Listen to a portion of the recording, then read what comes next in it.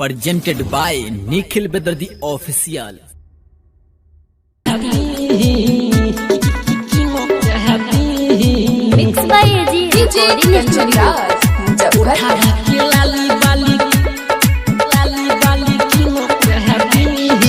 उठावा के लाली बाली किनो कहती अरे छोड़ी उठावा के लाली बाली किनो कहती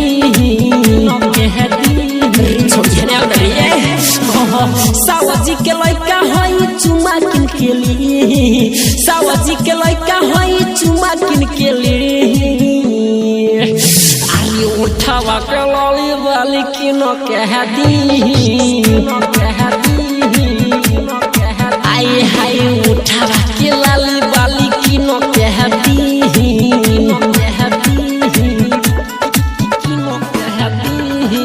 AG Entertainment की धमाकेदार प्रस्तुति। उठावा के लाली बाली किनो कहती पेन्हले ड्रेस बारू सूट सलवार भीतरी से पता सगर जोगा ये छोड़ी रे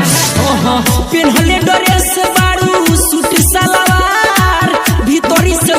पता सगर जोगा जो बना के रस पूरा गारो के हैप्पी आए हाय बुबुता के लइका चुमा गिनो के हली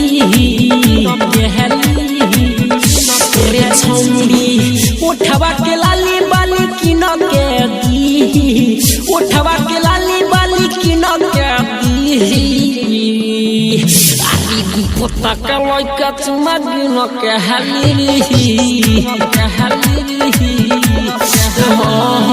उठावा के लाली बाली किनो कहती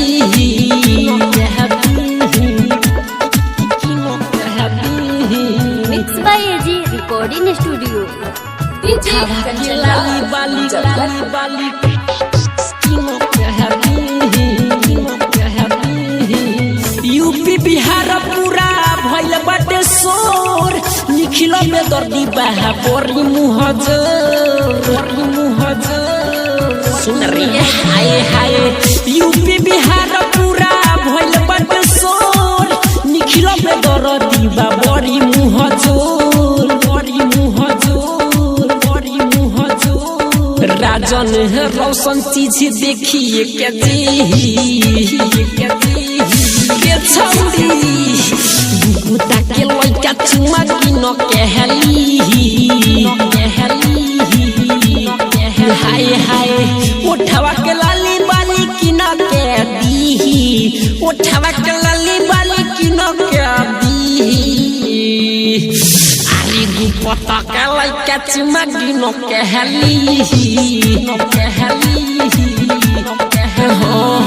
बुबुता के लइका चुमा किनो कहली